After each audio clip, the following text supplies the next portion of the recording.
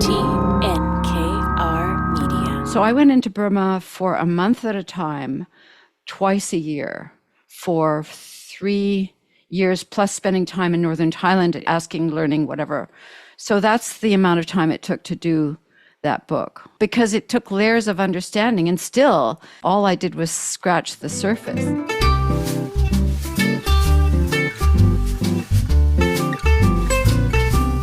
Hi, everybody, and welcome to the Salt Lake Podcast. I'm Lesley Chesterman, and I'm here with my co-host, David McMillan. Hi, David. Hi, Lesley. How are you? I'm good, and I'm very excited about today's topic because we have a good friend of mine on, Naomi Duguid, and I have known Naomi for about 20 years. And when I first met Naomi, I was actually writing about her, and she came over to my house to cook with me for one of her cookbooks. And today we are going to talk about cookbooks. We could have actually just had Naomi on to talk about Naomi's career and all of the things Naomi does. But we decided to go a little bit around cookbooks because it's kind of a cookbook season that a lot of cookbooks are being launched is coming up, and cookbooks are always interesting to everybody. But I'll just talk a little bit about my good friend Naomi. So Naomi, I saw today described as a writer, photographer, traveler, storyteller, home cook, and a cookbook writer extraordinaire. Really one of perhaps Canada's greatest cookbook authors right now. I don't know if Jeanne Benoit would be rolling in her grave listening to me say that. But Naomi also has always said she's a home cook, and she's somebody who's very famous for traveling and kind of demystifying a lot of so-called foreign cuisines in her books. She's written 9 books. I'll try to say them in order. Flatbreads and Flavors, her first, and the one that kind of got the ball rolling.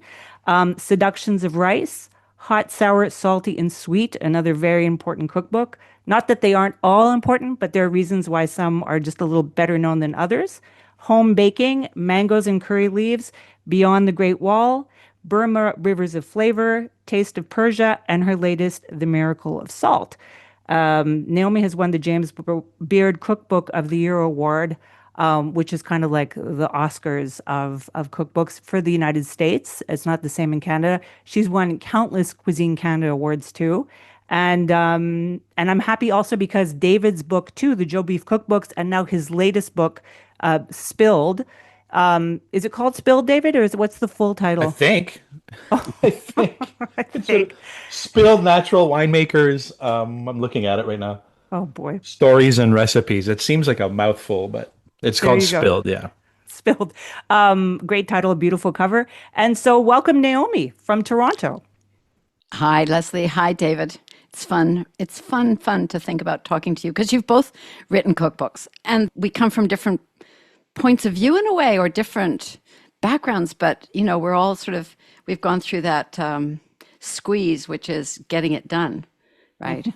Just to get right in there, because I'm curious, because it was the first thought that I had this morning when I was reading, I was catching up on your recent work, right? And so you're the full deal. You're the full package. You'll basically go somewhere, absorb the area. You're going to do your writing, your photography, your layout. You're doing everything? Or are you hiring a photographer? Or? Oh, no. I do.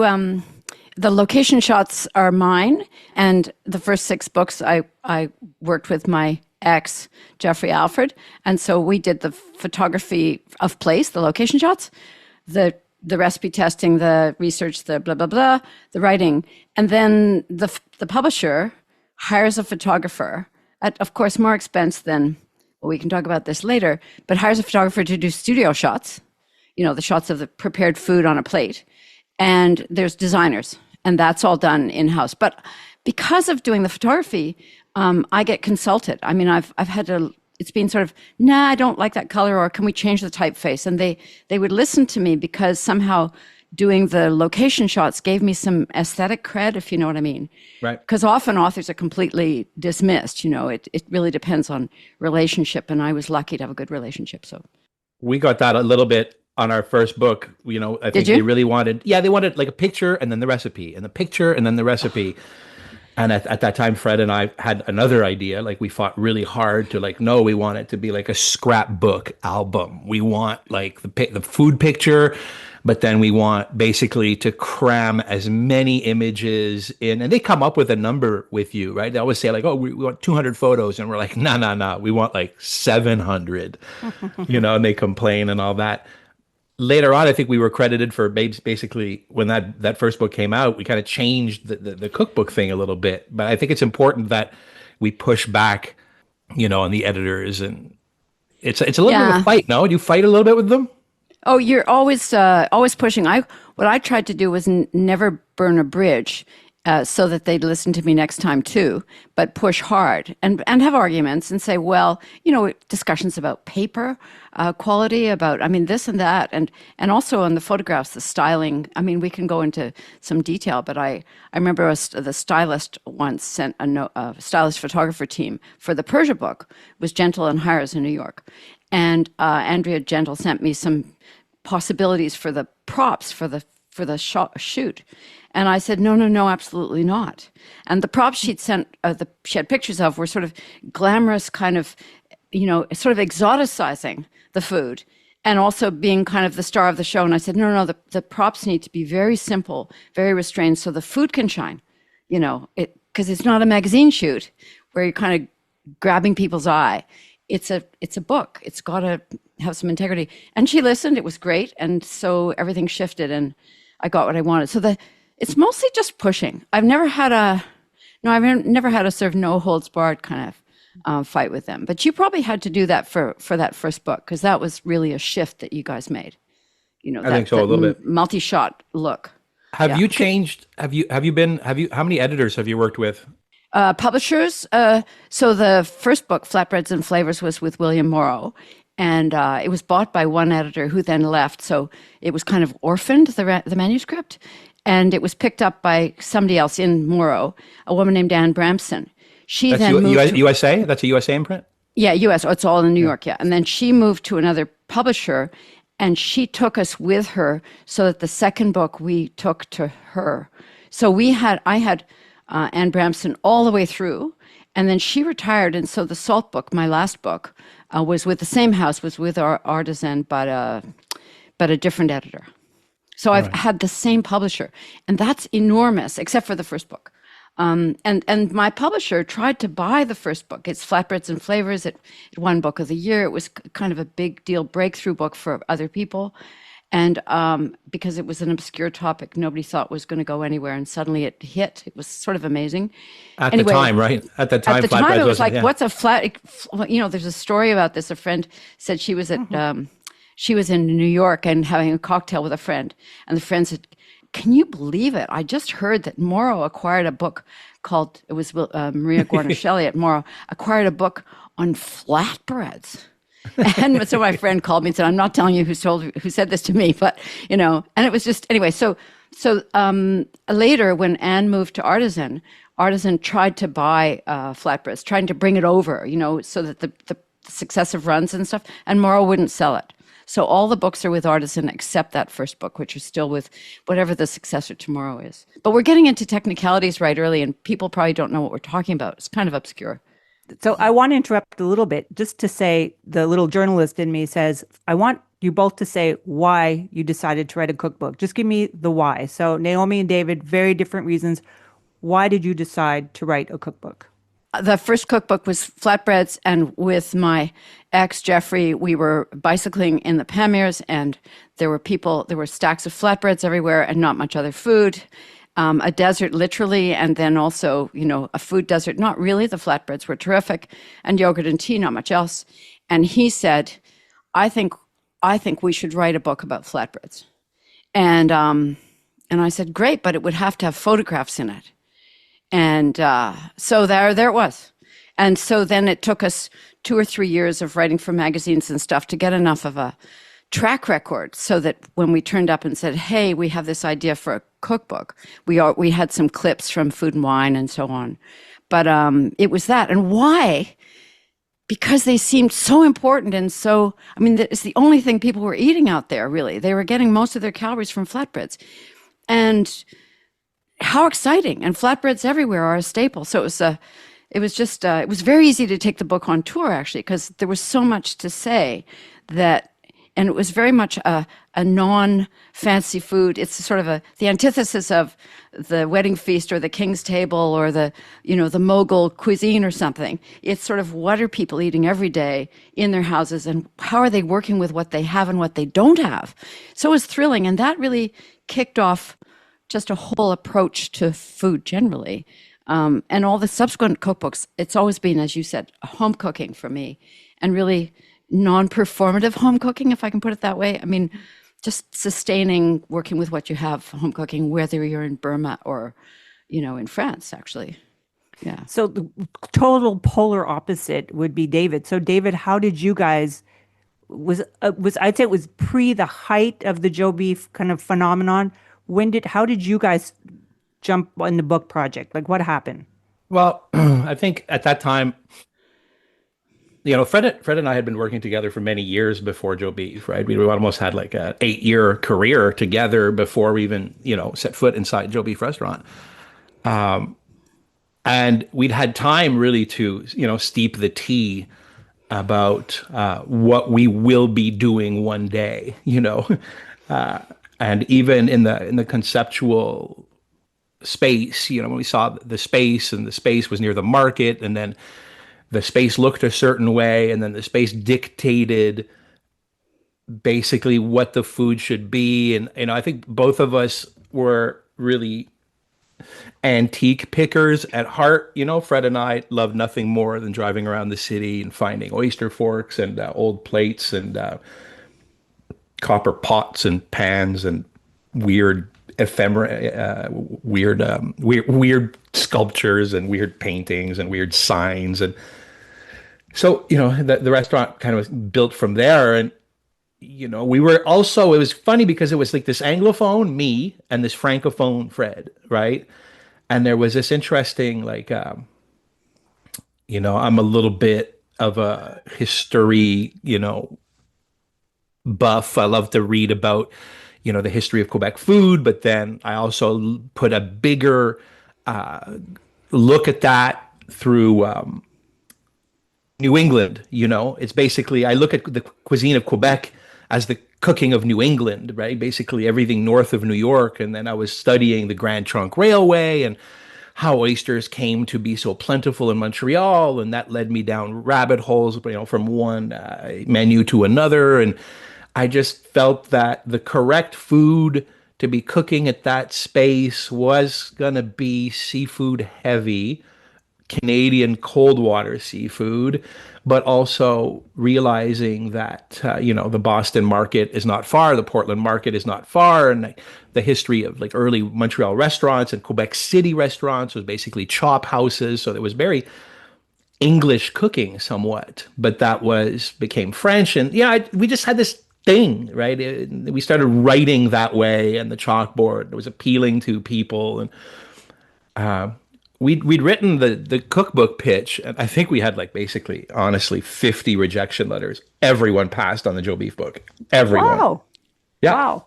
That's fascinating. Wow. I've heard people have lost their jobs from passing on that book. Right. I've heard that at book salons. So. And it took actually a visionary. Aaron Weiner was a guy. I think I forget the first imprint, 10-speed press. Aaron was, I think he's somewhere else now. Maybe he's at Artisan, I think, but maybe he's not. But Aaron Weiner, a young guy then. Remember? Really? Yeah. He was a young guy. Yeah.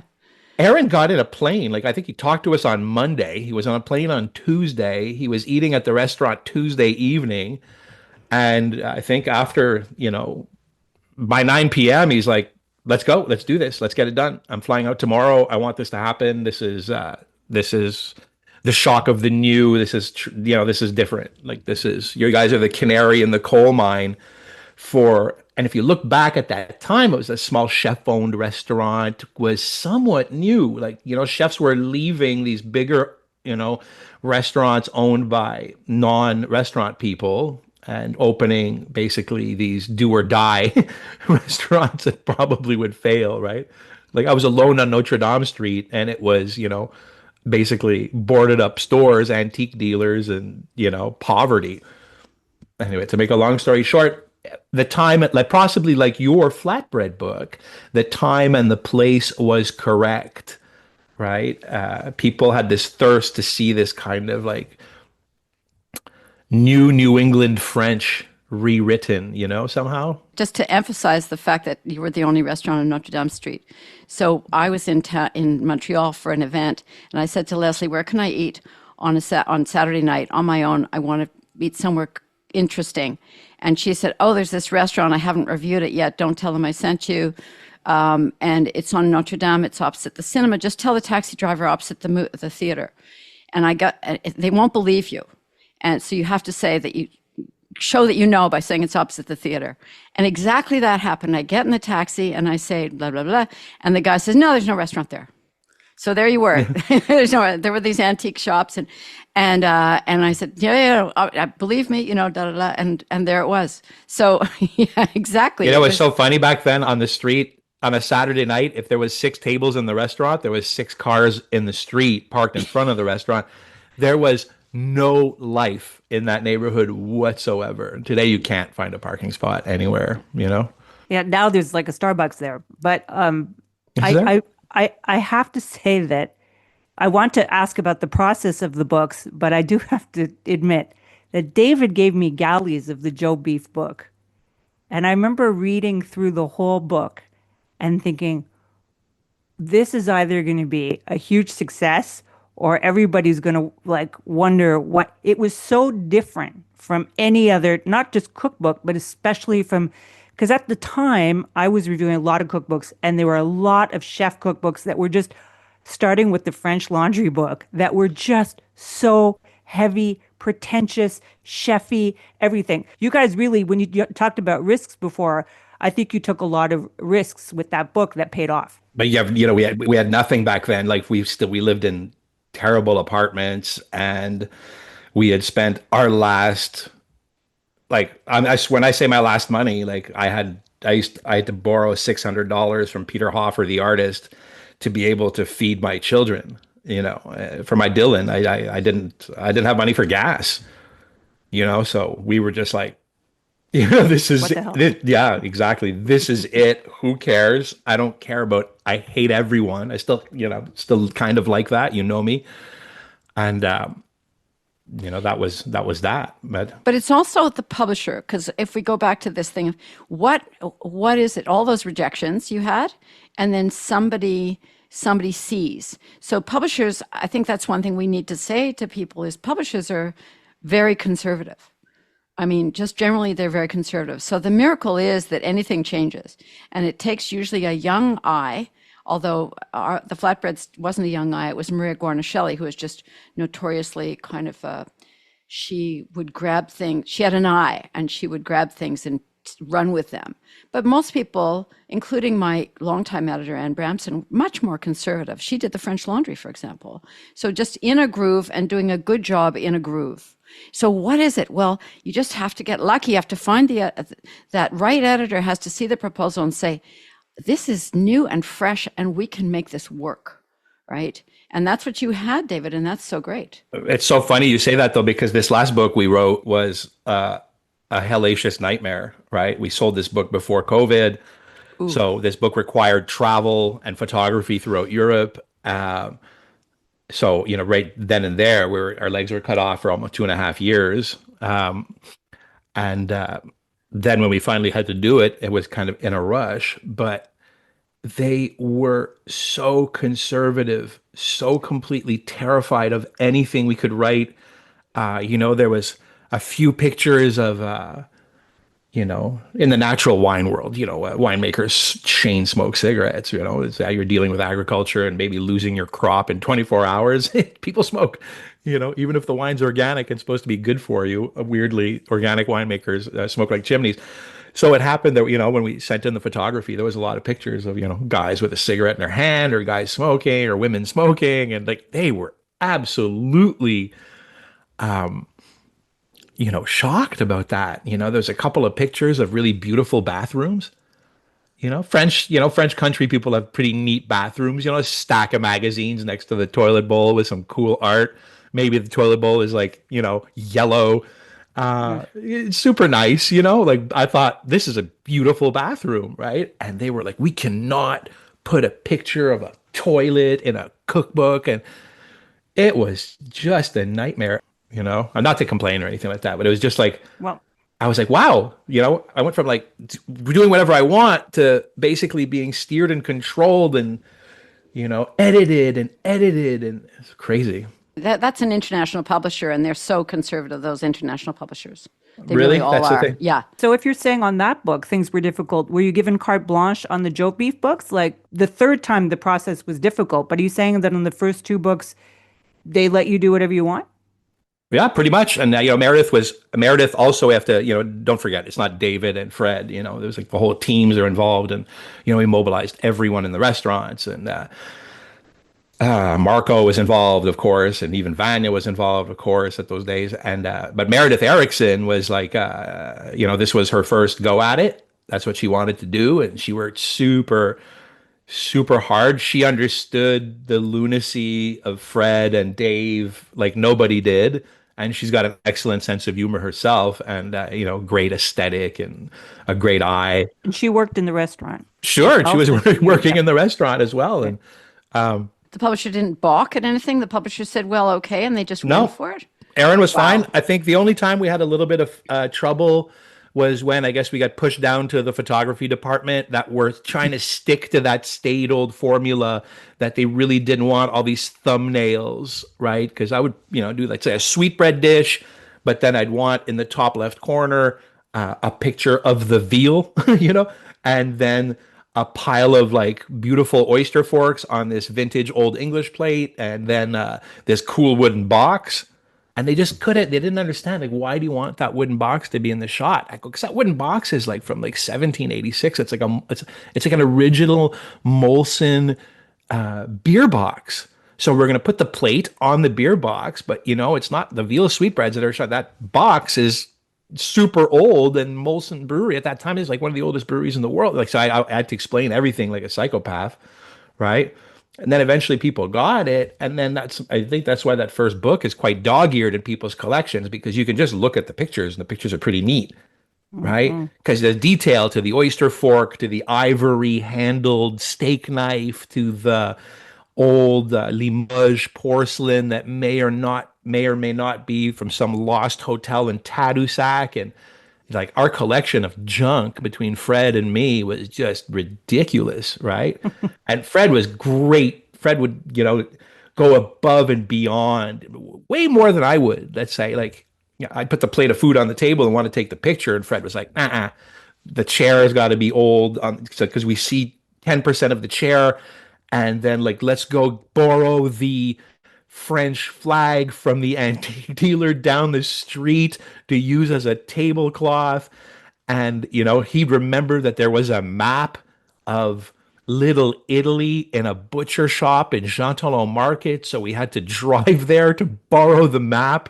These people that didn't know us. So we'd put the map on the table. So then that's where we would plate, let's say, the lobster spaghetti. And it's the people didn't realize that these dumbass details were like, before we did that dish, we drove halfway across town. We spoke to a stranger, begged him to borrow this map that's been on his wall for maybe 80 years, and convince him to lend it to us for 10 hours. It was just all that stuff, right? I don't know. I'm rambling. But you're making location shots with your studio shots. I mean, that's really interesting. Fred's very, very. Fred was, very good at that. But Fred.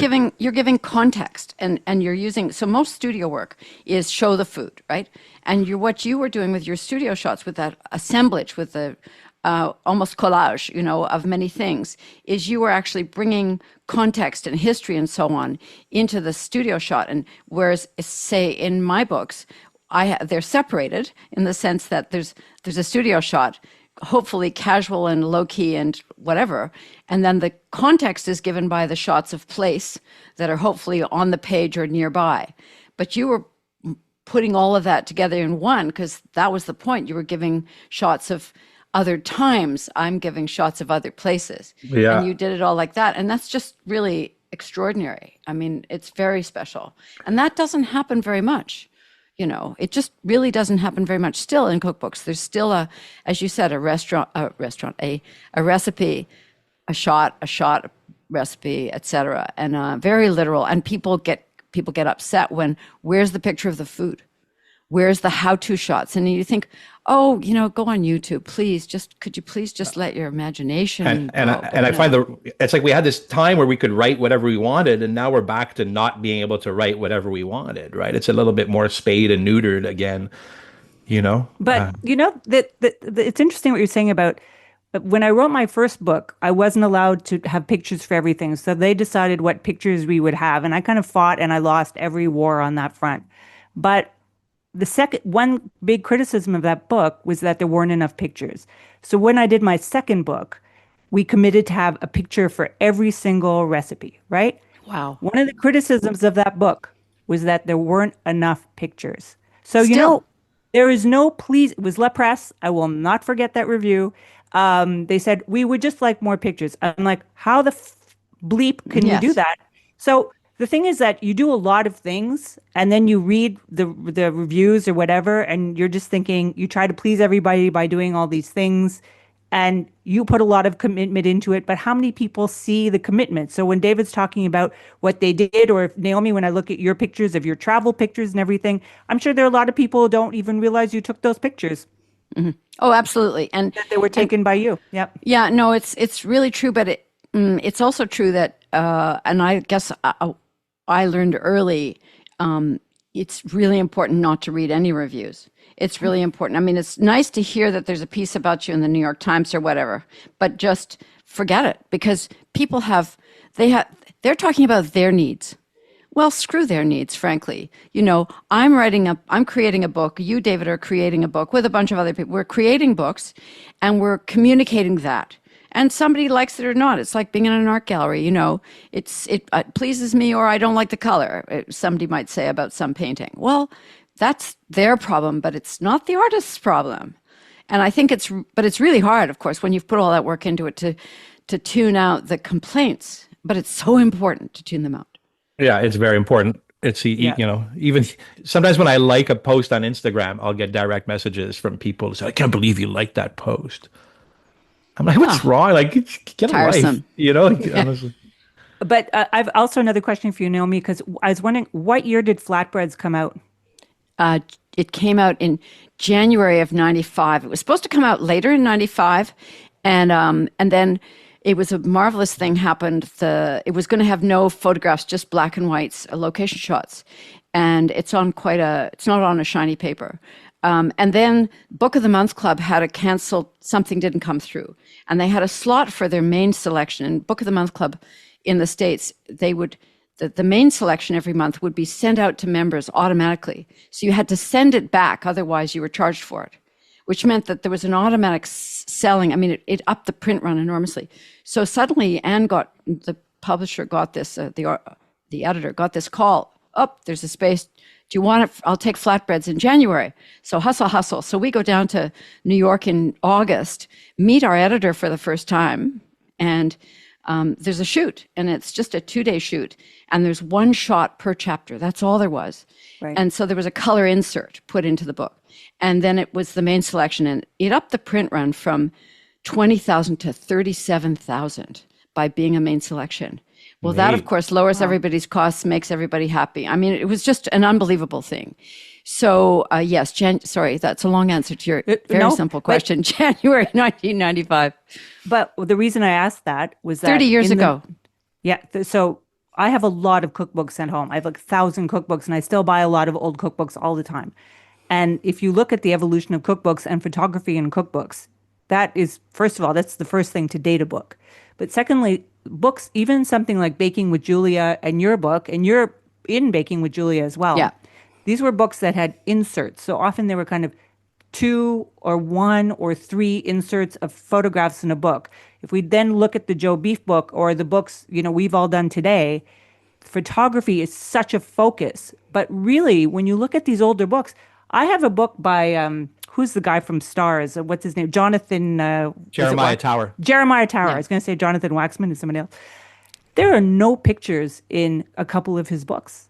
It's a good book, though. Yeah.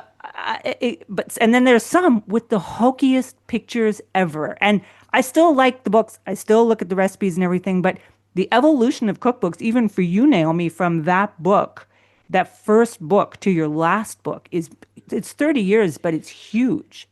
Well, it's the shift of color throughout, from just an insert to color throughout. So that's an expense question for them as well. Yeah. And it became, so color throughout, the first one was, so Flatbreads and Seductions of Rice were both color insert books, larger color insert for rice. And then it was Hot, Sour, Salty, Sweet that did change the format, had a wide landscape format and lots of space, lots of white space on those pages, which I really loved because then you could really see and feel where you were. And it was 4-color throughout. And we were so lucky to be well published on that book and beautifully designed. I mean, it was amazing. I want to ask you a question about that because so I figure you have an agent and your agent is American. Yep. So you always pitch to the USA market. Well, put it this way, you couldn't afford to produce the books. The market here is so small in Canada only. Yeah. There was no, and also I have to say, it's really without a restaurant, without an anything. Even in the early 90s, there may not be influencers in the early 90s, but you have to exist in some way. And all we'd done was sell the odd article to American magazines. Canadian magazines not interested in us at all. We were no one. We were no one. We had no provenance. We hadn't gone to a cooking school. We weren't hooked up with any of the media. And the media, really the food media, was 3 or 4 people tightly connected to each other. So that actually, David, when the Flatbread book came out and there was no press coverage in Toronto of the book except Cynthia David did a piece about us in the Sun. She was writing for the Sun then. It's so funny. Like Joe Beef book came out, it was selling like hotcakes in the USA, and I got 0 articles in Canada. See, there you go. See, but and I think it's a Canadian thing a little bit. It's sort of like, well, who are these guys? And or maybe it's who cares? I don't know what it is, but so we just always knew that the only way, and Jeff was American, so that gave him more confidence. And I thought, well, okay, if let's try this. And we dealt with editors in the States, as I said, at American magazines, Bon Appetit. It was just really interesting how, of course, it had to be the States because of the money involved in producing a book with 4-color. Yeah. And that's why I think it's really wonderful that you, Lesley, get published in Canada. It's just incredible. I mean, you've done that in English and in French. This is, would have been unimaginable in the 90s for us to do that. In Canada, from what I've seen, just if anybody's listening, we're going to also get into questions about, if somebody wants to write a cookbook. But in Canada, it's very slim pickings if you want to get a cookbook published actually in English. In French, it's a lot easier. And there are beautiful books being produced in French now. But in English, it's Appetite, which is one of the only people publishing kind of 4-color or whatever cookbooks. I've seen some contracts, other chefs sometimes who have a Canadian cookbook deal send me like, can you take a look at this? Shocking. It's shocking. It's basically, you know what it is? It's like, do you remember when, like, if you're a kid in school, you can they'll give you 4 boxes of chocolate bars. And if you go sell them door to door, you can keep $1 on every chocolate bar. Right, that deal. Some of the you remember that? Yeah, and you have to buy them first. Yeah. Yeah, you basically have to buy 2,000 books. No, you have to buy 1,000 books. They will print 2,000. You have to accuse reception of the first 1,000, and then you have to sell that first. It's just a racket. I would tell any kid. I was looked at these contracts in Canada, and I'm like, don't do this. It's ridiculous. Just start a Substack. Yeah, and there's another thing that's difficult too, which is that there are a lot of people who will publish books in French, and there are beautiful cookbooks being published in French, and they just won't find anybody who will translate it anymore. I mean, it's just not. But there's a very nice niche market in Quebec. So I would say to anybody listening to this from Quebec, just work on getting your cookbook published in French. You'll sell more books and you'll do better. And it's sad, but it's true. I was contacted by a lot of people who wrote a really nice book in French. They want it in English, and it's just not going to happen. But wait a minute, unless you're an influencer. So that's another question that I have here is future cookbook publishing. Influencers only? Question mark? Because it seems to be going that way. What do you guys think? I don't know. I just when I look at the Good Egg, for example, which is one of a really excellent cookbook store in Toronto, the most interesting cookbooks are coming out of the UK, because they seem to have content to them. And there's not very many books with content except out of smaller publishers like Chelsea, whatever it's called, or some of the smaller publishers in the States. But there's a lot of just sort of influencer, beautiful or attractive personality on the cover in his or her kitchen, country house, with the dogs, with the children, whatever. And I mean, that's nice, I guess, if you're sort of into interior design or aspirational living or something. But well, let's just say the truth. Like, if you're vapid and have no taste, yeah, sweetie, there you go. But if you're interested in actually honoring food and food culture and the people who work in it in any way, from farming to milling to baking to cooking in a restaurant or at a home, that's not where you want to be. You want to be with someone who's exploring, interrogating something with, weird, geeky fermentation or really obvious, foraging or whatever it is. And if it's not got that kind of content, then the trees that were cut down to make that book suffered in vain. Agreed, 100%. I struggle with the influencer books, although like I have a couple of influencer friends that are actually good cooks. I still struggle with the whole idea. It is bothersome. I'd rather, the head down artisan worker to get his due, but then I understand the financial implications of the publisher and printing the book and all that, and then working sometimes with these strange people that are difficult to work with. I get it, it's a difficult situation, but those books are irritating. I gotta say that having reviewed cookbooks for so long, I am so shocked by the number of cookbooks I still see that are full of mistakes, that are not interesting recipes, that are, like you said, a lot about lifestyle, Naomi. I mean, we're not even talking celebrity books because those are the worst, but I'm just amazed when I see all this effort put into a book. And all the books I wrote at least have one mistake, or not a lot, but I'm just saying books have mistakes. It happens. But sometimes I just thinking, I don't find the book appealing. And I always think if you pick up a cookbook, you open up 3 times. And if I see 3 recipes I want to do, doesn't even matter if it has pictures. Simon Hopkinson's great book, How to Roast a Chicken.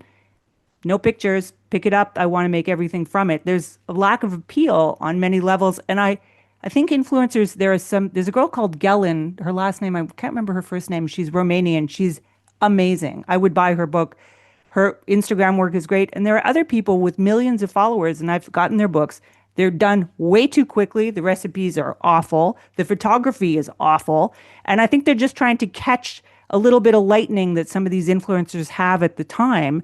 And I don't think anybody should rush to put out a cookbook. Well, the publishers need to fill their lists, right? And the lists seem to be getting longer and longer. So the publishing house at Artisan, when we were first there, I can't remember how long the list was, but I think it's tripled in length. They're doing way more.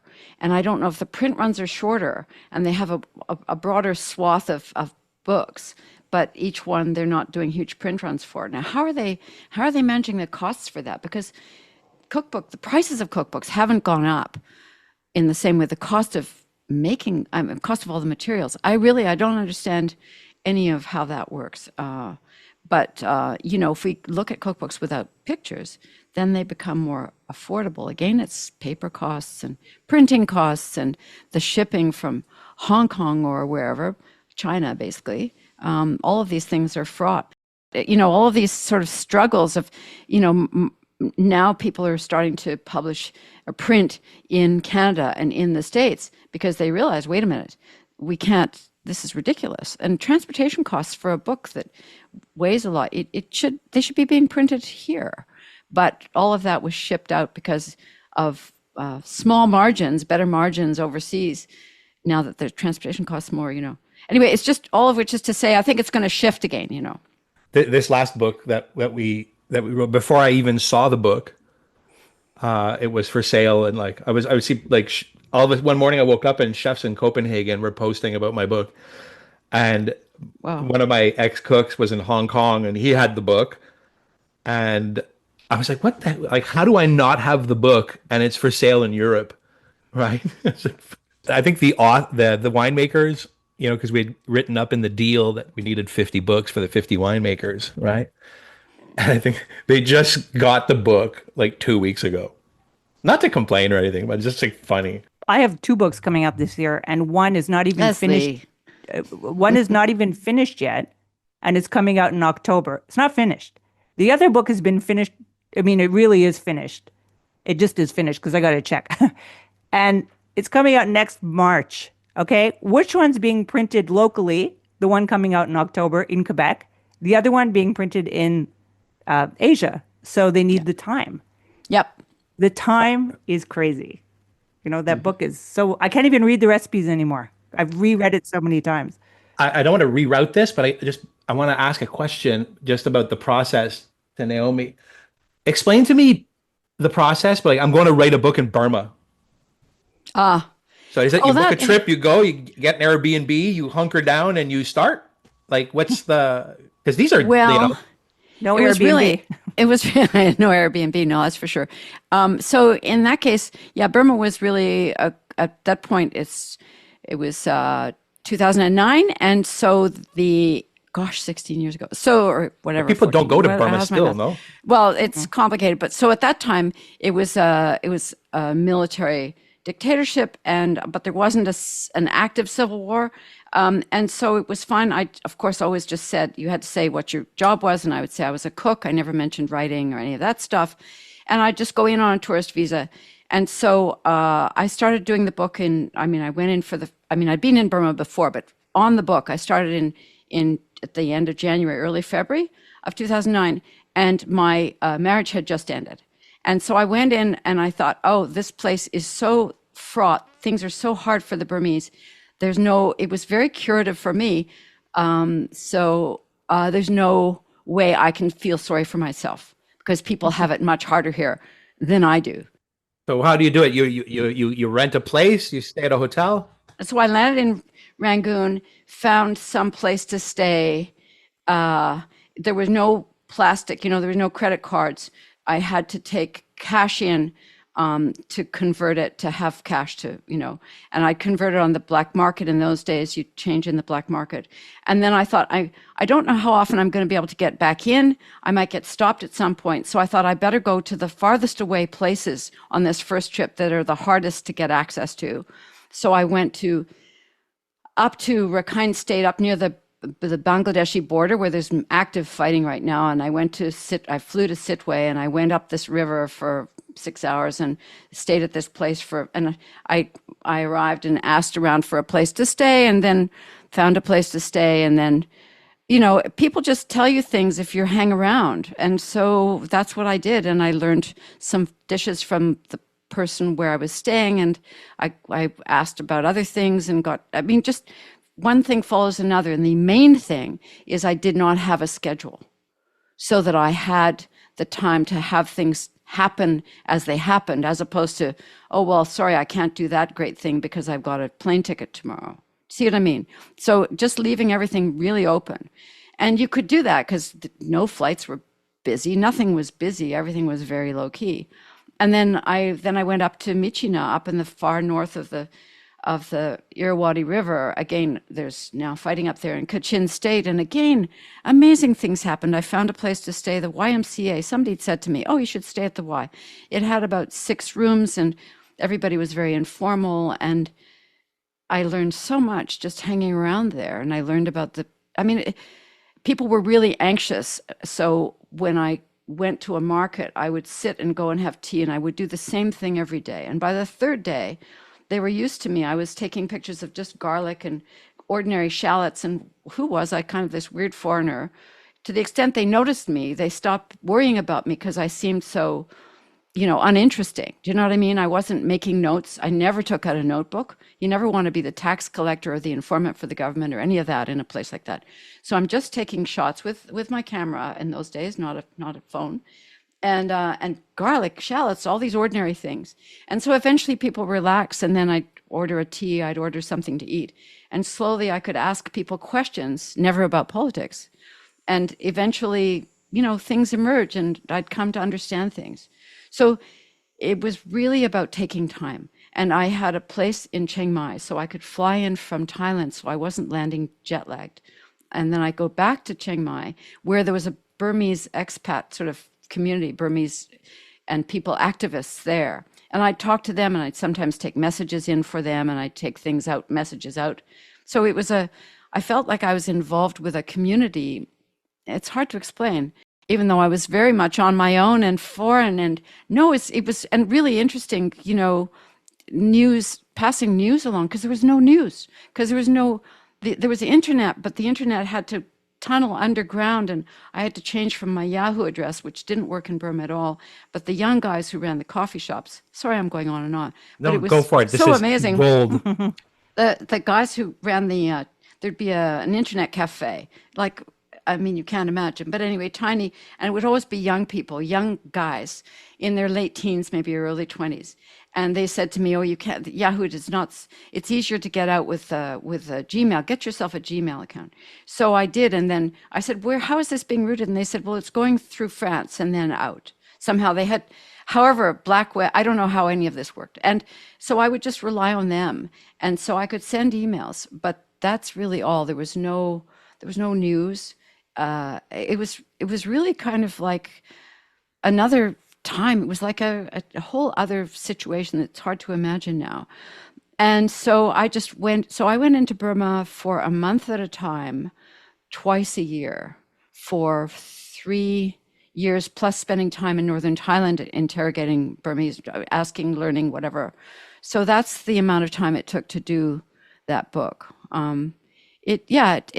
Because it took layers of understanding, and still, all I did was scratch the surface. I'm always aware with a book like this that I'm inadequate, and all I can do is say, well, I'm still a beginner, but this is sort of what I came to understand.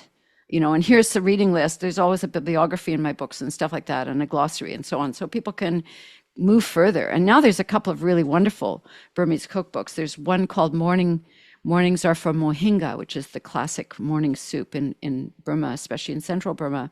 A wonderful book. What is it? What's the soup?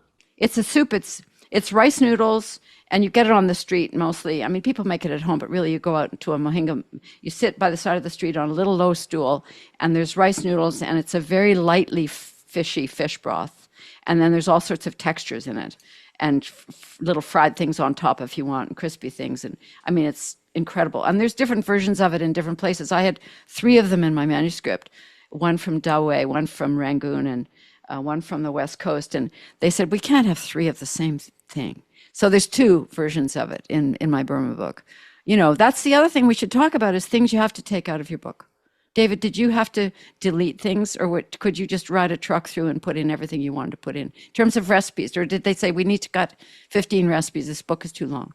In that first book? No, we pushed for the maximum, and I think they gave in to us. I don't remember, I'd have to ask Fred or Meredith, but I'm sure, I think with the original book, we got everything through that we wanted to. Great. Pretty much. This last book, we fought for photography, and we fought for more recipes, but and you, I don't know, I feel like whatever. I think I've done 3 books. The first one is like a great book, and then the other ones are fine as well. But you got one hit album, Well, that's wonderful to have one. Lesley, did you have to delete recipes? The book I went in with was completely not the book that we finished with. The book I went in with was about 600 pages. And so not only did I had to delete recipes, I had to delete a lot of chapters. And They kind of helped me form the book into something different. I still think the original idea would have been good, but whatever. And it was really not at ever focused on me. So I didn't like at all the idea of focusing on me. I wanted to make it more journalistic, and I wanted to make it more of a guide to help people eat better, not eat better like more healthy, because that's hardly my modus operandi. And also a but tedious subject, really, frankly. The word healthy yeah, and it's attached not to my food subject is at horrible. all. No, it was maybe more to get into cooking. And so it was completely changed, and it was fine with the way it ended up. And there was enough there for two books, but more writing. I think there was something very interesting is that writing in a book, I really like books with a lot of Me text and too. writing. I love that about your books. I love that about the Joe Beef book. I like so much personality. And, if you look at a lot of books, I mean, there are these kind of the two big booksellers in Quebec are Ricardo and Jose Destasio. And if you go back and look at their books, which sold a shitload of copies, by the way, all due respect, but it's recipe picture, Ricardo in the market, Jose eating soup, da da da da da. So I think it's important for especially books in Quebec to come away from that format, which I find tedious and boring, and everybody's just doing the same. It's a little bit of a cluster of everybody's just turning around the Well, same recipes. it's like service journalism, those books.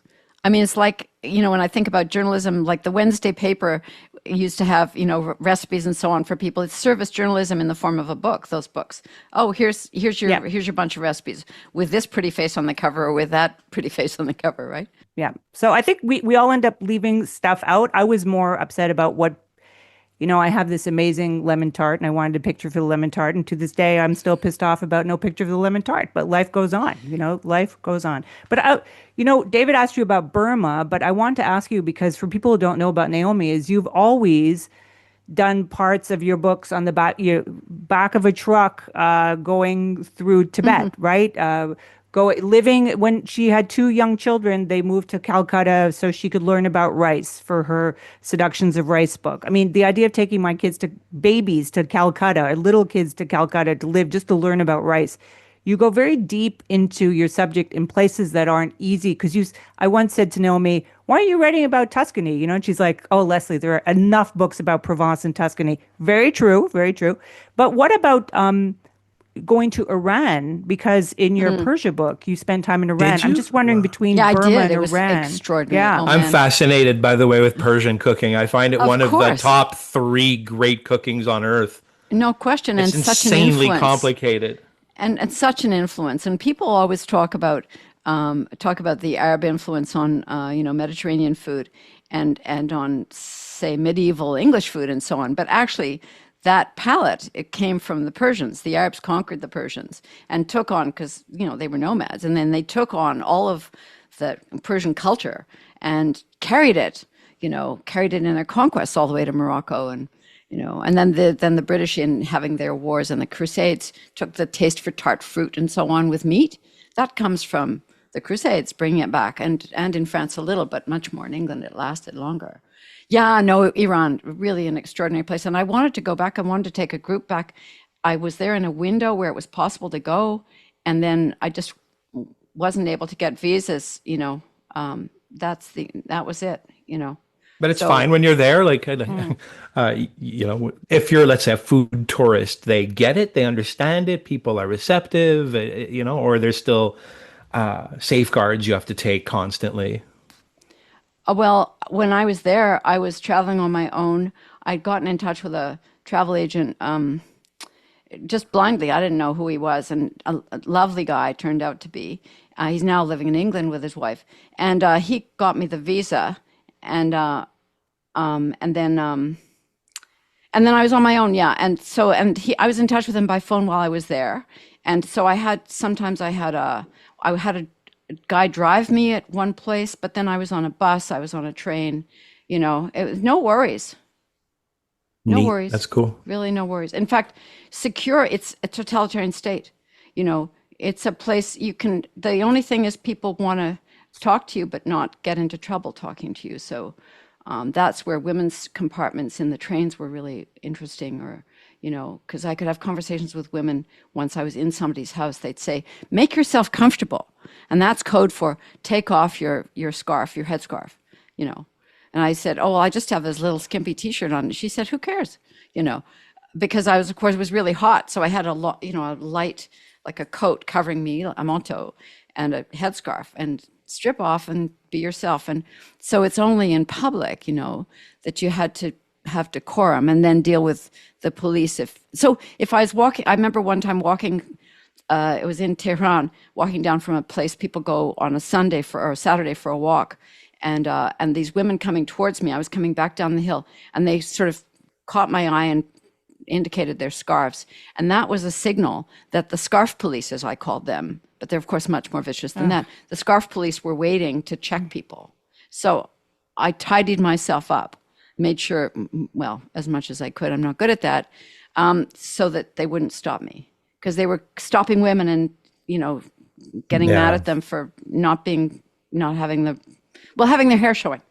I mean, just ridiculous being policed, right? But women are dealing with that all the time, and they're brave, and it's a brilliant culture. Food culture, the film culture. Yeah. I mean, it's really... Let me ask you a question, because this is, we know, let's say, me and Lesley read all things, France and Paris, London, whatever, right? Even New York City. But what's like a top 5 restaurants in Tehran? I have no idea. Is that... Oh, no? I have no idea, because of course I don't know about restaurants. I would say. Would someone bring you to a top restaurant in Tehran, or you would always be searching markets and stalls? I was in markets and stuff, and people would take me under their wing. I was so visibly foreign because of being tall and not having good headscarf management, and just not having lots of makeup on and stuff. So I was very visibly foreign, and so people would sometimes take me in hand and say, "Come. My mother invites you." This guy I met in Shiraz, he said, I've got this friend visiting, and come, we're going to take you here, and then we're going to come to my mother's, and she'll feed you lunch. She'd love to meet you. And I said, really? And I want to hear you talk to her on the phone. Really? And it wasn't that I mistrusted his motives. It was just, he's taking his mother for granted was what I was doing. And sure. And so that's what happens. If you're just available, if you're not on a track, if you're not, I've got to do this and got to do that, and instead if you're just open and ignorant, then you're open to seeing stuff. You're like the original hipster, just hanging out. Well, yeah, hanging out, because how else do you find things out, Naomi, I once asked you, because Naomi and I have had very long conversations, boozy dinners. Yes. Naomi can drink me under the table, by the way, and she speaks perfect French, by the way. What you told me, I asked you once if you were ever in danger on any of your trips, because her trips, she's only talking a little bit now, but it's hardcore. You told me there was just one episode where there was a little dangerous moment. Well, was that, I mean, in the back of a truck in Tibet, there was a bit of a thing where a guy, but there were a bunch of us, but we were kind of threatened. Yeah, it's just, I've never... A woman traveling alone, too, is a big deal. Oh, and traveling alone, traveling alone, it's, as an older woman, you're kind of invisible in lots of ways. You weren't always older, Naomi. No, I know, it's true, I guess.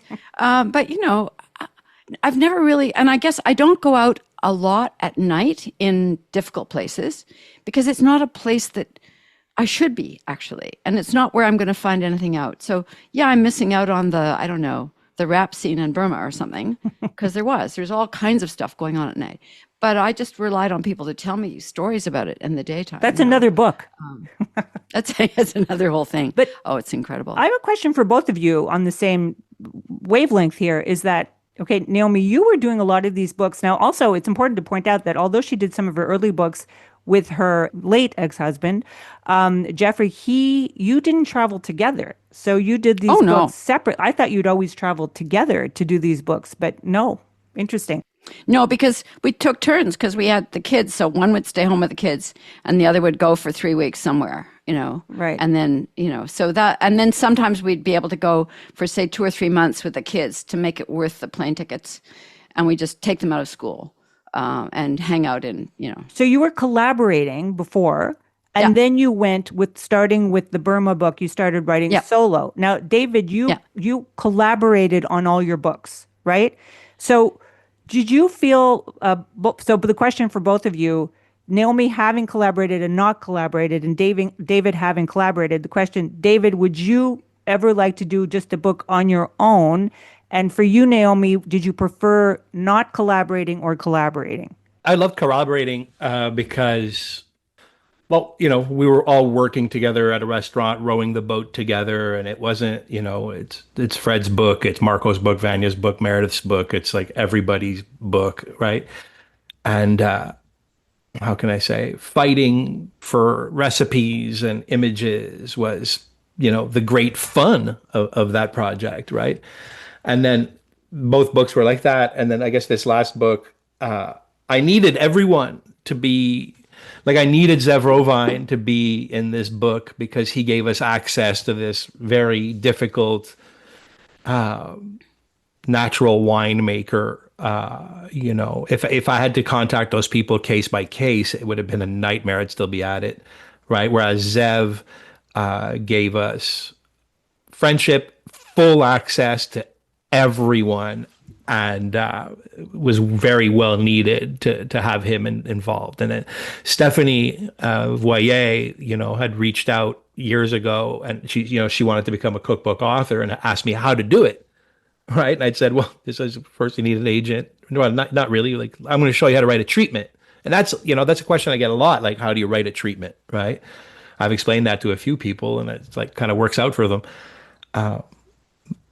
But yeah, to answer your question without going all over the place, I don't think that I'd ever write a book by myself. I don't think. I think I'm done with it, to be honest, with that medium.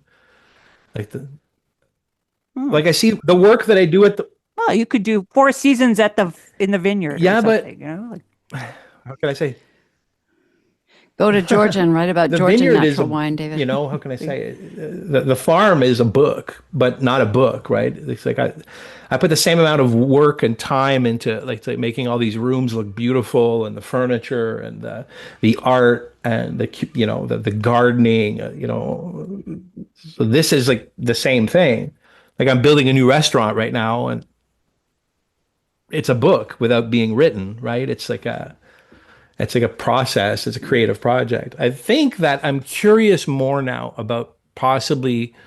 I've been working on like a television show with these talented twins, the Lavila brothers, and that as well is like a visual book. I feel it's not even like a TV show. It's not at all like a Bourdain thing or like a tele documentary. It's a super complicated kind of filming process and editing process that feels like the same work of a book, right?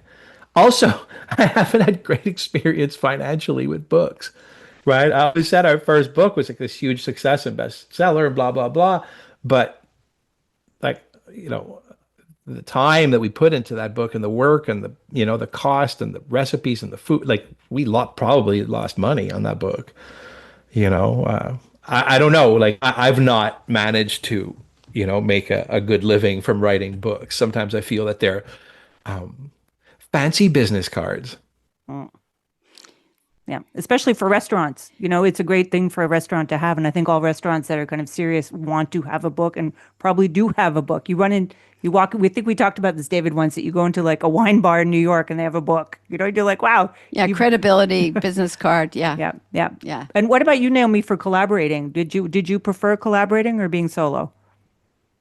It's really interesting. I think I couldn't have done it. It took 2 of us to figure out. It was completely terra incognita. We didn't know what we were doing with the flatbread book, and we kind of did it together. And once Hot, Sour, Salty, Sweet was done, I think Jeffrey kind of lost interest. So there was a falling off, and you can say, "Oh, there's your marriage." Well, yeah, but whatever. And so I was doing carrying much more of the load in the last 3 books, but also. I loved working on my own. I really loved it because by then I knew what I was doing. And Burma, there's no way I could have, I mean, I can't imagine what it would be like, because I really lived every moment in the book. So the stories are all mine, so to speak, and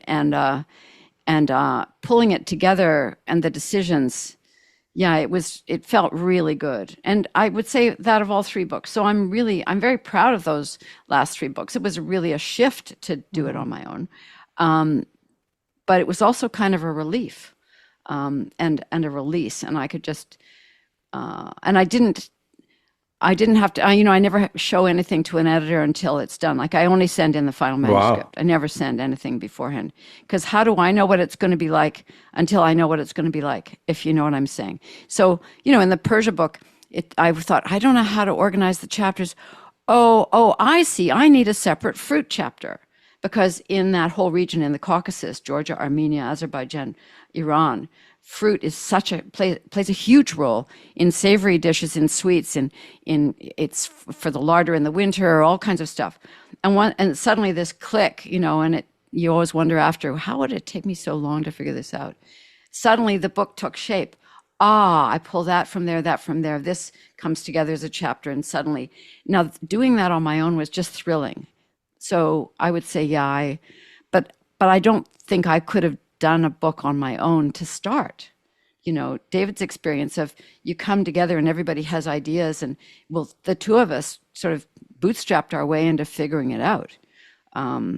So yeah, I just feel really lucky to have been able to do both, really. When David talked about money, that's a very interesting topic in the cookbook world, because it is hard to make money writing cookbooks. Okay, so even like you said, David, if you work in a group, you got to divide the money also. It's not all going into one person's pocket. But for people to think that maybe that cookbook, I once was in Las Vegas and I saw a lineup. Bobby Flay had written a book on hamburgers and milkshakes. Okay, I swear, I think it's called Hamburgers and Milkshakes. That probably pays the bills. The lineup for people in Vegas at Caesar's Palace to get in front of his restaurant.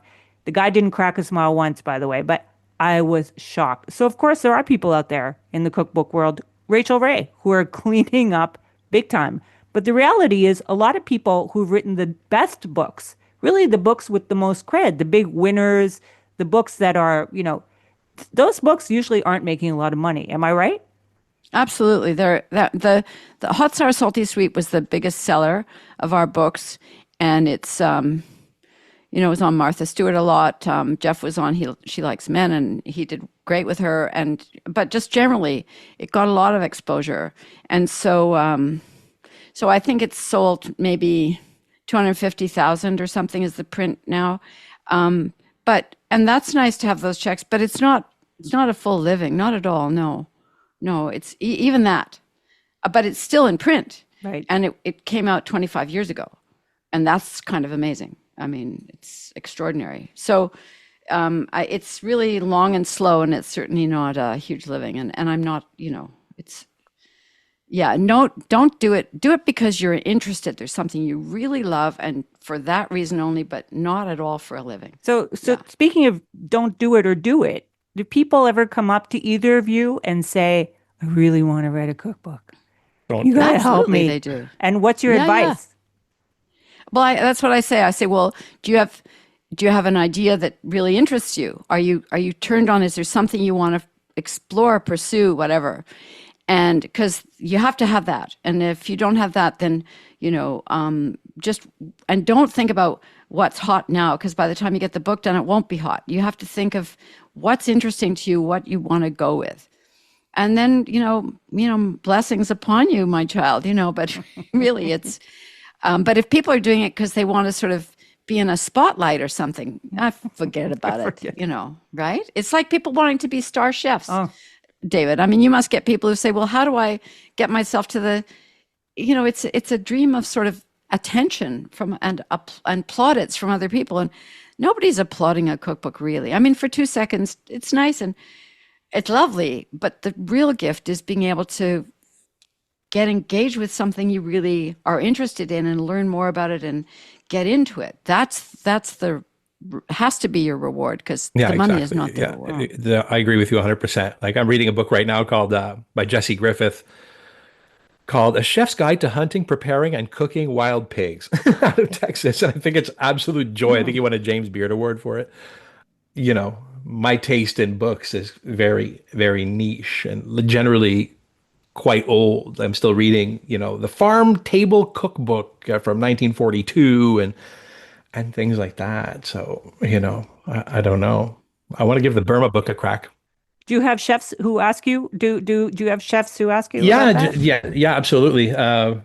There's also chefs that I've reached out to that I think should be writing books. Like there's this one guy, Gareth Story, who's a chef who worked for Margot Ferguson, and he worked at St. John restaurant in London, and he's a real devotee of nose to tail eating, and today lives in Lisbon and really loves the ancient restaurants of Lisbon. Does beautiful like poetry and writing. He's an Irish fellow with an Irish head, and he has a Substack, and I'm like, can we have a conversation?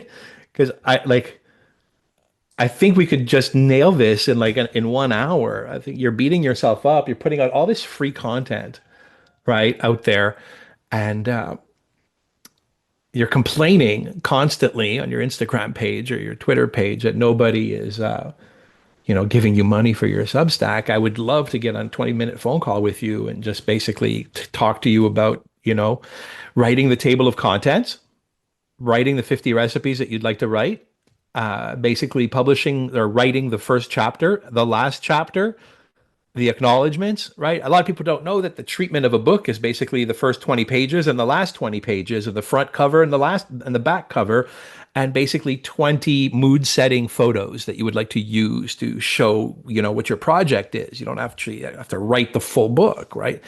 So just with that treatment, again, the cover, the table of contents, the recipes, the first 10 pages, the last 10 pages, and the back cover, if you write that, I can show that to my agent, and my agent will become your agent, and maybe we're off to the races, right?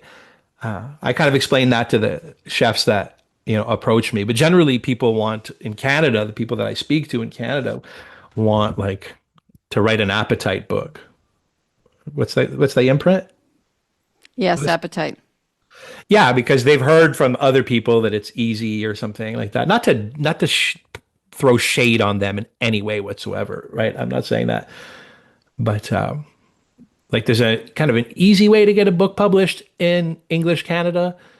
There's an easy way to do it in French, like Lesley was talking, and then there's a more difficult way to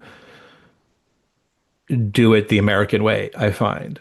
I also think that it's one thing to get a cookbook published. It's another thing for it to sell.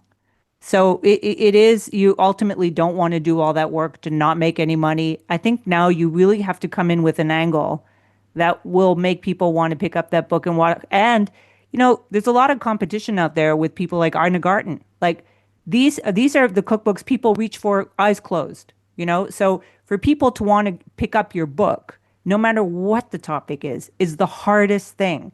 So I would always say to anybody who wants to write a cookbook, you better have one great bloody topic there, because there's a ton of cookbooks out there, ton of competition, a lot of cookbooks that were written 10 years ago that I still use all the time. So I think if anybody really wants to write a cookbook, and yet out of the blue, some great cookbook just shows up, the beautiful Ukrainian cookbook, the beautiful this, the beautiful that, and so it's very strange to predict what's going to work. Yeah. Well, I think the ones that are there's the classic cookbook. There's the ones that sell a lot now and then disappear. And there's the classic cookbooks. And some of those are the ones that have heart and just hang in. I mean, Jane Gregson's Fruit Book, which is from 1980, whatever, or 1990. Some of those books, no pictures. I turn to it all the time. Her charcuterie book, incredible, extraordinary. And so, and there's some of those more recently too. And I think, yeah, those are the ones that, if you've got something you really care about, as long as you're not needing a first quick fix, yeah, but it still needs to have some substance or something, either a grab me now because I'm on a garden, or a grab me because this looks really interesting and like it has legs, right? That's the. Can you both name cookbooks that you really find influential that still, like you mentioned Jane Grigson's book.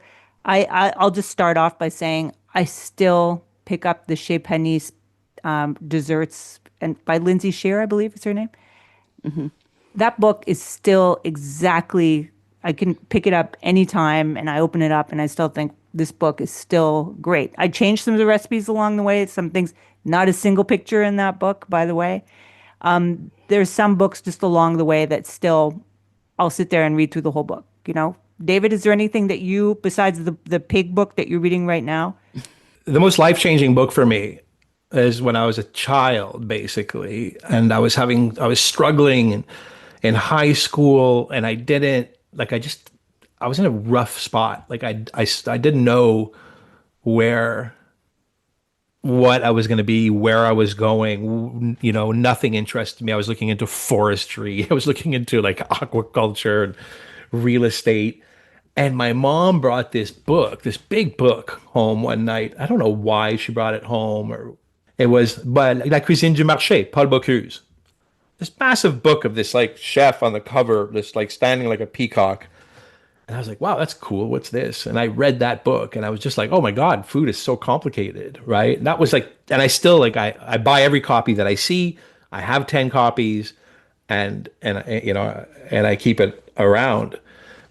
So that kind of motivated me towards cooking. But the book that shocked me, that I love grabbing and like looking at once in a while, that kind of reinvigorates me with my love of cuisine bourgeoise or French bourgeois cooking, is still Georges Blanc's original book, La Nature dans l'assiette. Dans l'assiette. And if you remember that book, at the time it came out, this was the first big, gorgeous cookbook.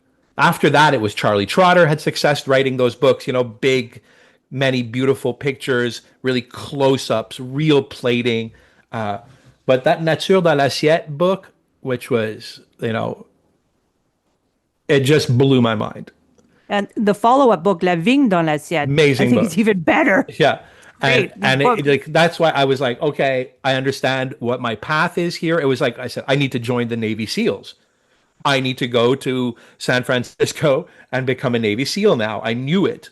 I said, well, there's no use screwing around here in these, you know, bullshit restaurants that I was working at. I was like, I need to go to these places, right? And that was it, right? Sold my car, put money in the bank account, you know, and got my you know, asked for help and getting my foot in the door here and there, and you know, that was. And I still, whenever I pick it up, whenever I walk by it, I just kind of open it.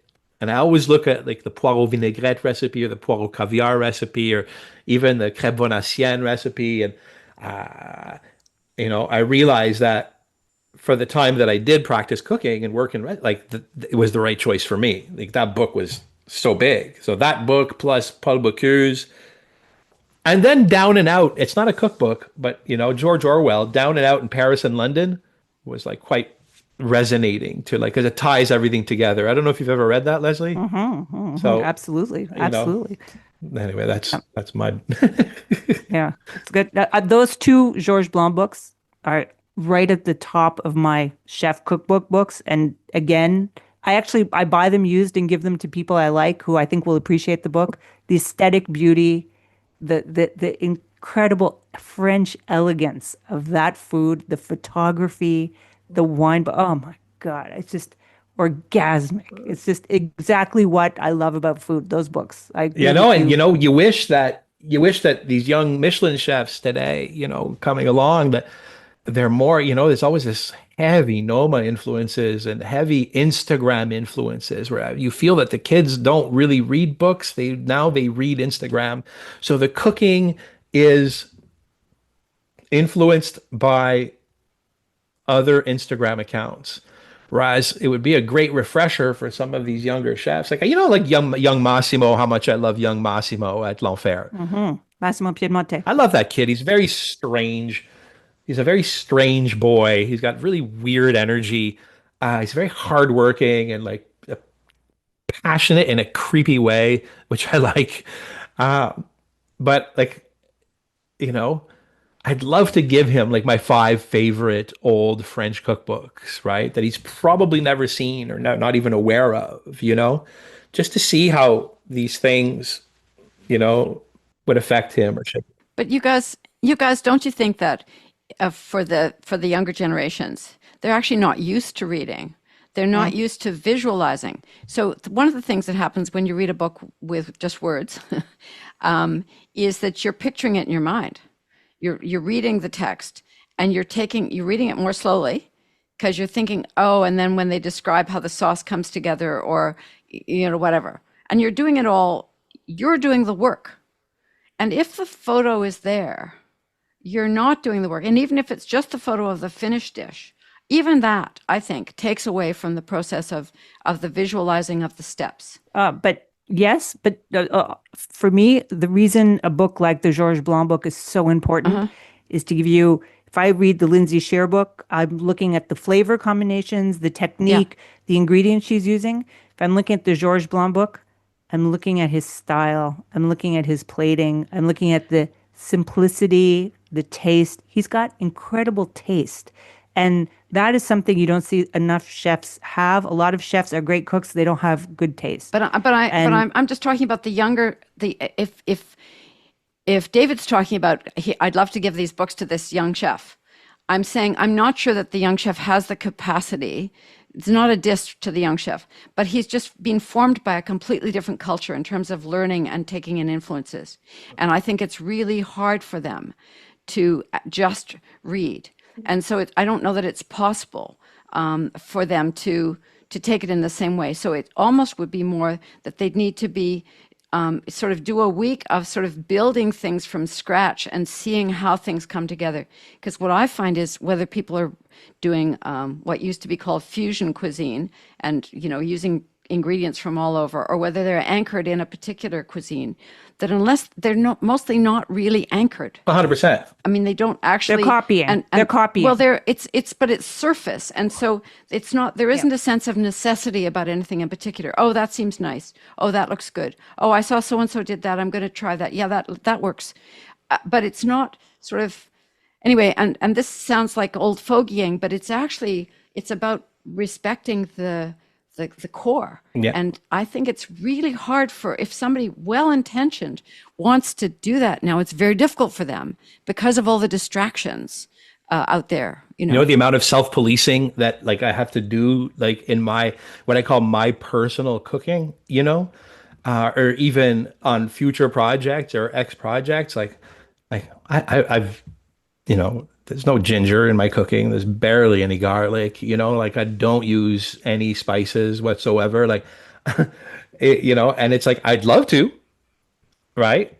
And like, the weirdest thing that I do is a Georges Blanc trick, which is a little bit of light kikkoman soy into cream and chicken stock for a chicken sauce, right? That's the most, Asian thing I've ever done in cooking is adding cream to soy, which is probably verboten even in that culture. But, I see what you're saying 100%. The young person on Instagram sees no rules. And, there's ginger, there's cumin, there's fucking turmeric, there's there's leche de tigre. And, like I'm just.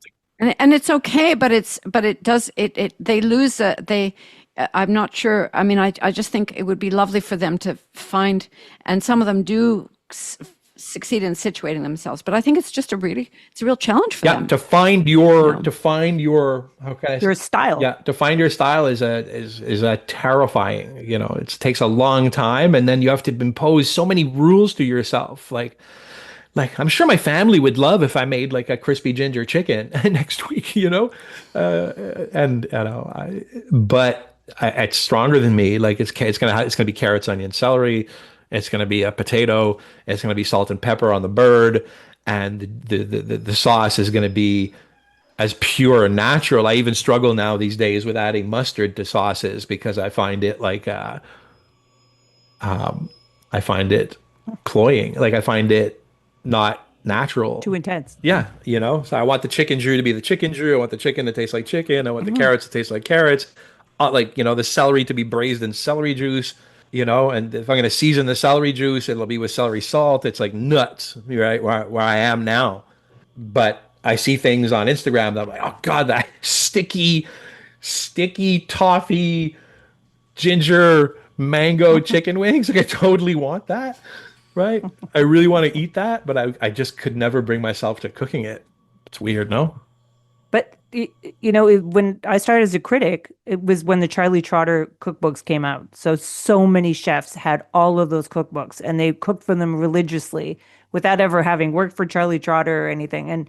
And I would actually see dishes and I knew them from the book. I knew exactly the plate. So you just see the way that chefs used to cook. I mean, they really did copy Alfred Portale, all these people, the high food that they were just using cookbooks constantly to learn. I think that's changed a little bit, but on the other hand, if we switch that a little bit, a lot of cookbooks have a lot to do with personal style too. So David talking about the way he cooks at home, the Joe Beef cookbook had a definite style. Naomi, your books have a definite style. That's another thing too. Unless somebody has a well-established personal style, they're just going to be redoing the Charlie Trotter food in another book.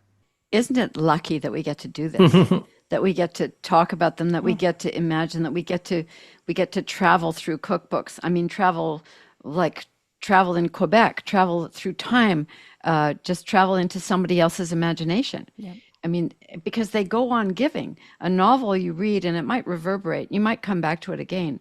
But a cookbook, and that's the thing, you have relationships and I have relationship with people. I don't know I have them, but people have a relationship with me, I should say, and with you, and with both of you, because they turn back to your cookbooks. Again, you're in other people's kitchens and in their imaginations and in their shopping lists.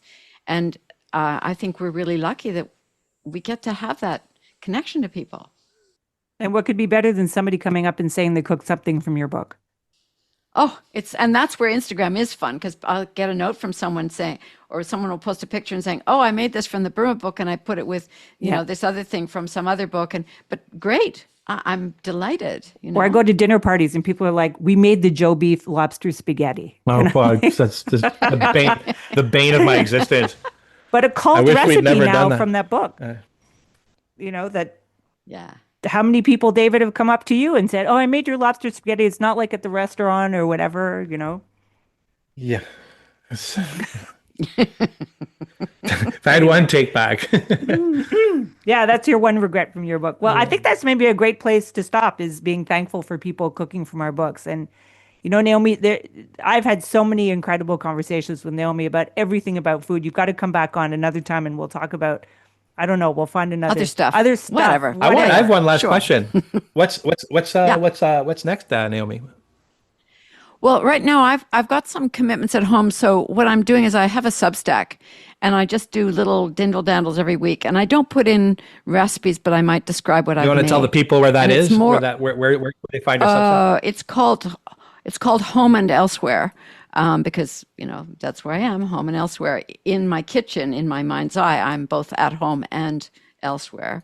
And I basically work on improvising. So, I mean, not self-consciously. It's just, what have I got? What am I going to do with it? Usually there is both garlic and ginger in my... That's fine, though. He's allowed. It's your style. I'm allowed. And I just find it... it's really pushed me in some other directions doing this. It's been really fun to think about what's important, what connects, what's now, right now, and being loose about it, not being prescriptive. I love not telling people what to do. I know it looks like all these books, I'm telling people what to do. I'm suggesting, but in the Substack, I don't even have to be prescriptive like in a recipe, do this. I just say, well, I did this. You could also do that. And I just leave it open. And it may not be satisfying for people. Maybe they like being ordered around, but I love just being softer with it.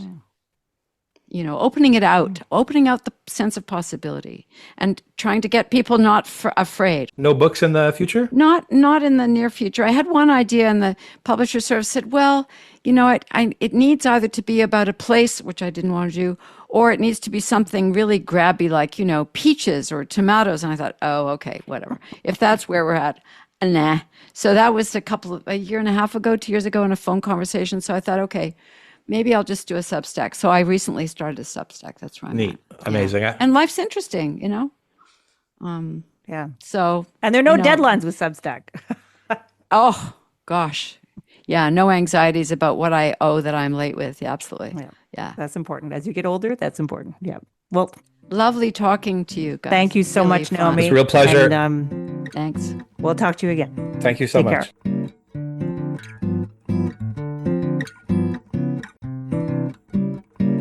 So thanks everybody for joining us this week on the Salt Lick Podcast. I'm Lesley Chesterman, and on behalf of my co-host David McMillan and I, we'd like to invite you to have a look at our Instagram page, Salt Lick Podcast.